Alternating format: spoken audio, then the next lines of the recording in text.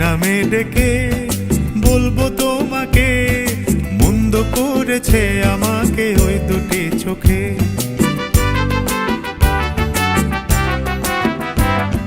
কি নামে ডেকে বলবো তোমাকে, মন্দ করেছে আমাকে ওই দুটি চোখে।